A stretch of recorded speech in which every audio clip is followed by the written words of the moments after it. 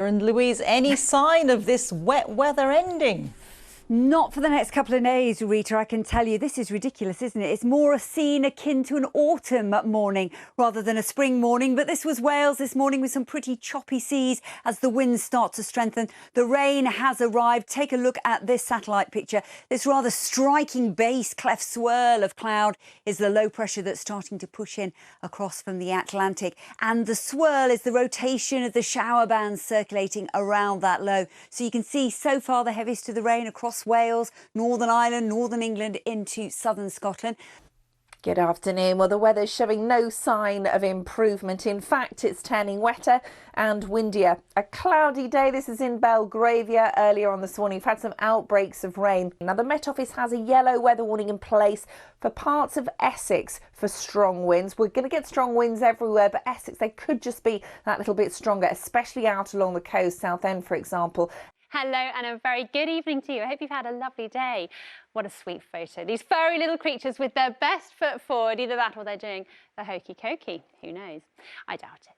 Right, it is feeling cooler out there. I was in my warmer coat this morning and we've got some wind heading our way. It's getting windier overnight into tomorrow. We've got a wind warning in place for parts of Essex, Sussex and Kent. Could just be a little bit disruptive and wet at times tomorrow, perhaps getting a bit damper as we go through into the afternoon and the evening.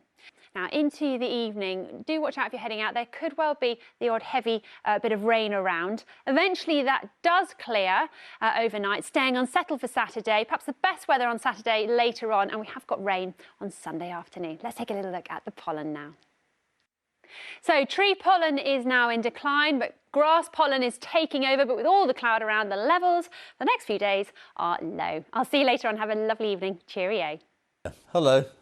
Hi there, George. Well, it's all been about the rain so far this month, hasn't it? But today the emphasis has been on the wind, and it has been quite significant, particularly in the last couple of hours. In Pembroke Sands, along south coast of Wales, we've seen gusts of winds in excess of 70 miles an hour. That is very unusual for this time of year. Yes, there's been some rain around, and in fact, some of the heaviest has been across Wales and into northern England. This area of low pressure is going to stay with us through the night tonight and even into tomorrow as well.